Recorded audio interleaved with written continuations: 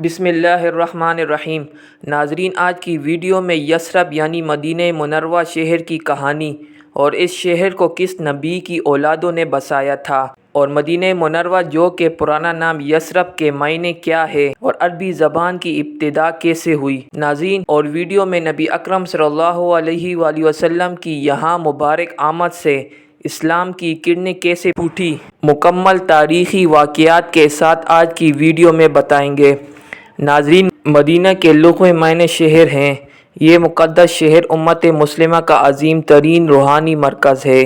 یہاں نبی پاک صلی اللہ علیہ وآلہ وسلم کا روضہ مبارک ہے، جبکہ متعدد صحابہ کرام رضی اللہ تعالیٰ عنہم اجمعین کے مزارات مقدسہ بھی موجود ہیں۔ جب نمرود بن کنعان نے بابل میں حکمرانی کے دوران کفر اور سرکشی اختیار کی تو ان میں سے ایک جماعت نے اللہ تبارک تعالیٰ کے الہام سے عربی زبان وضع کی اور بابل سے مدینہ منورہ کے گرد آ بسے۔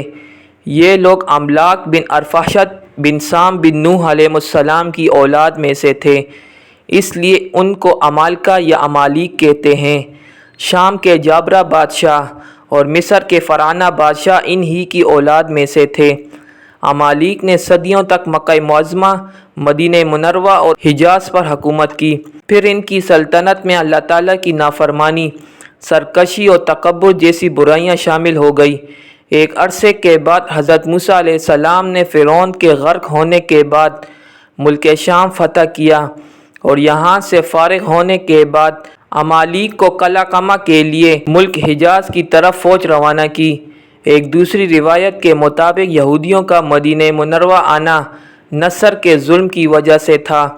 امالیک کے ساتھ یمن میں شالخ بن ارفاشد بن سام بن نوح علیہ السلام کی اولاد نے سکونت اختیار کی۔ اس کے بڑے لڑکے کا نام ثعلبہ بن عمر بن عامر تھا۔ یہی اوس و خزرج کے موڑ سے اعلیٰ تھے۔ حضور اکرم صلی اللہ علیہ وآلہ وسلم کی ولادت باسعادت سے لگ بھگ 1000 سال قبل طبہ بادشاہ ممالک شرقیہ فتح کرتا ہوا جب مدینہ منورہ پہنچا تو اس کے ساتھ 4000 یہودی علماء اور حکماء تھے۔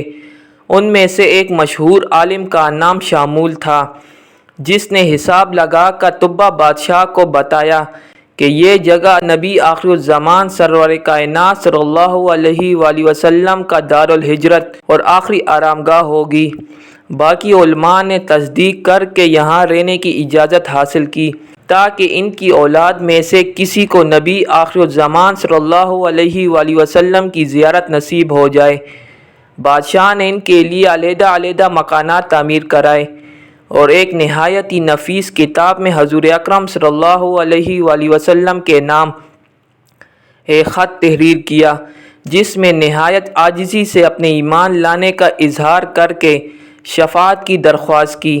خط پر سونے کی مہر لگا کر شامول کے حوالے کر دیا اور اس کو پشت در پشت حضور اکرم صلی اللہ علیہ وآلہ وسلم کو پہنچانے کی درخواست کی۔ یہ خط حضرت ابو ایوب انصاری رضی اللہ تعالیٰ عنہ نے جو شامول کی 21ویں پشت سے تھے، حضور اکرم صلی اللہ علیہ وآلہ وسلم کی خدمت میں پیش کرنے کا شرف حاصل کیا۔ حضور اکرم صلی اللہ علیہ وآلہ وسلم کی ہجرت سے قبل مدینہ منورہ کا نام یثرب تھا۔ بعض علماء کرام کے خیال میں یثرب ایک قوس کا نام تھا۔ یثرب کے لغوی معنی فساد، عذاب، مشکلات اور دکھوں کا گھر ہے۔ زمانہ جاہلیت میں یہاں کے لوگوں نے ان تکلیفوں سے نجات حاصل کرنے کے لیے عجیب رسمیں اپنا رکھی تھی۔ شہر میں داخل ہونے والا ہر شخص 3 مرتبہ گدھے کی آواز نکالتا تھا۔ اگر کوئی گدھے کی آوازیں نہ نکالتا تو وہ مصائب کا شکار ہو جاتا، لیکن حضور اکرم صلی اللہ علیہ وآلہ وسلم کی ہجرت کے بعد یثرب کا نام مدینۃ النبی صلی اللہ علیہ وآلہ وسلم رکھا گیا اور اب یہ شہر اسی پاک نام سے مشہور ہے۔ امام بخاری رحمۃ اللہ علیہ کے مطابق مدینہ منورہ کو یثرب کہنا درست نہیں۔ بعض علماء کرام نے مدینہ منورہ کے کم و بیش 100 نام بیان کیے ہیں۔ ناظرین، مدینہ منورہ کا پرانا نام یثرب تھا۔ یہاں 2 عرب قبائل اوس اور خزرج آباد تھے، جبکہ یہودیوں کے بھی 3 قبیلے بنو قریظہ، بنو نذیر اور بنو قینقاع اسی شہر میں بستے تھے۔ حضور پاک صلی اللہ علیہ وآلہ وسلم مکہ آنے والے تمام لوگوں کے پاس جاتے اور اسلام کی طرف ان کو دعوت دیتے تھے۔ یثرب سے مکہ آنے والے ایک قافلے کا حال مورخین نے بیان کیا ہے۔ یہ بنو اوس کا ایک وفد تھا جو ابو الحیثر انس بن رافع کی قیادت میں مکہ آیا۔ ان کا مقصد یہ تھا کہ قریش سے خزرج کے مقابلے پر مدد طلب کرے۔ حضور صلی اللہ علیہ وآلہ وسلم کو اطلاع ملی کہ ایک قافلہ آیا ہے۔ آپ صلی اللہ علیہ وآلہ وسلم ان کے پاس تشریف لے گئے اور ان سے پوچھا، کیا تمہیں معلوم ہے کہ میں یہاں تمہارے پاس کس لیے آیا ہوں؟ انہوں نے کہا، بتائیے کس لیے آئے ہیں؟ آپ صلی اللہ علیہ وآلہ وسلم نے فرمایا، میں تمہارے پاس اس لیے آیا ہوں کہ تمہیں اللہ کا پیغام پہنچاؤں۔ میں اللہ کی طرف سے اس کے بندوں کی جانب اس کا رسول بنا کر بھیجا گیا ہوں۔ میری دعوت یہ ہے کہ صرف ایک اللہ کی عبادت کرو، اس کے ساتھ کسی کو شریک نہ ٹھہراؤ۔ اللہ تعالیٰ نے میرے اوپر کتاب بھی نازل کی ہے۔ پھر آپ صلی اللہ علیہ وآلہ وسلم نے قرآن پاک کی بعض آیاتیں بھی ان کو پڑھ کر سنائیں۔ قافلے میں ایک نوجوان تھا جس کا نام ایاس بن معاذ بیان ہوا ہے۔ اس نے حضور صلی اللہ علیہ وآلہ وسلم کی گفتگو اور قرآن مجید کی آیات سنی تو کہا، اے میری قوم کے لوگوں، خدا کی قسم جس مقصد کے لیے تم آئے ہو اس سے کہیں زیادہ بہتر یہ پیغام ہے۔ اس پر سردار وفد انس بن رافع نے اسے بری طرح سے ڈانٹا، مٹی کی مٹھی بھر کر اس کے منہ پر پھینک دی اور کہا، میری عمر کی قسم، ہم اس مقصد کے لیے نہیں آئے بلکہ اس سے زیادہ بہتر مقصد ہمارے پیش نظر ہے۔ ایاس اس موقع پر خاموش ہو گیا۔ پھر یہ لوگ کچھ دنوں کے بعد واپس مدینہ چلے گئے۔ مدینہ پہنچنے کے بعد جنگ بعث کا واقعہ رونما ہوا۔ اس جنگ میں دیگر لوگوں کے ساتھ ایاس بھی قتل ہوا۔ ابن کثیر نے محمود بن لبید کے حوالے سے لکھا ہے کہ ایاس مسلمان ہو گیا تھا۔ اس کے قبیلے کے لوگ کہتے تھے کہ ہم اس کی زبان سے ہر وقت لا الہ الا اللہ، اللہ اکبر، الحمدللہ اور سبحان اللہ کے کلمات سنا کرتے تھے۔ ایاس بڑی خوبیوں کا مالک نوجوان تھا، مگر اللہ کی مشیت معلوم نہیں کہ کیا تھی کہ انہیں بہت تھوڑی مہلت ملی اور وہ قبائلی جنگ کی نظر ہو گئے۔ ابھی ان کی زیادہ تربیت نہ ہوئی تھی کہ وہ اسلام کے تفصیلی احکام جان سکتے۔ البتہ ان کی زبان جس طرح ایک اللہ کی تحمید و تقدیس اور تحلیل سے تر رہتی تھی، اس سے ان کے ایمان کی شہادت ملتی ہے۔ واللہ عالم۔ رافع بن مالک اور معاذ بن افرا کا قبول اسلام۔ رافع کے پوتے معاذ بن رافع بن رافع اپنے والد کی زبانی بیان کرتے ہیں کہ ان کے والد رافع بن مالک اور ان کے خالازاد معاذ بن افرا مدینہ سے مکہ گئے۔ وہاں ایک پہاڑی سے اترے تو ان دونوں نے دیکھا کہ ایک شخص درخت کے نیچے بیٹھا ہے۔ وہ کہتے ہیں، ہم نے سوچا کہ اس شخص کے پاس جاتے ہیں اور اس سے کہتے ہیں کہ وہ ہماری سواریوں کی دیکھ بھال کرے تاکہ ہم بیت اللہ کا طواف کر آئیں۔ ہم اس کے پاس آئے اور اسے جاہلیت کے طریقے کے مطابق سلام کیا۔ اس نے اسلامی طریقے کے مطابق ہمیں جواب دیا۔ ہمیں یہ جواب عجیب لگا تو ہم نے کہا، آپ کون ہیں؟ انہوں نے نہایت ہی اپنائیت کے ساتھ کہا، آپ اپنی سواریوں سے تو اترے۔ چنانچہ ہم اپنی سواریوں سے اتر آئے۔ ہم نے سن رکھا تھا کہ مکہ میں کسی شخص نے نبوت کا اعلان کیا ہے، تو ہم نے اس سے کہا کہ وہ شخص جو نبوت کا دعویٰ کرتا ہے اور مختلف قسم کی باتیں بتاتا ہے وہ کہاں ہوگا؟ اس شخص نے کہا، انا ہوا، میں ہی تو وہ شخص ہوں۔ جب ہم نے سنا کہ وہ اپنے آپ کو نبی بتا رہا ہے تو ہم نے کہا، پھر ہمارے سامنے اپنا دین پیش کیجیے۔ اس موقع پر آپ صلی اللہ علیہ وآلہ وسلم نے ہمارے سامنے اسلام کی دعوت پیش کی اور ہم سے پوچھا کہ آسمانوں، زمین اور پہاڑوں کو کس نے پیدا کیا ہے؟ ہم نے کہا، اللہ نے۔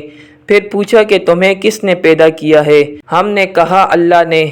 اس کے بعد پوچھا، یہ بت جن کی تم پوجا کرتے ہو انہیں کس نے بنایا ہے؟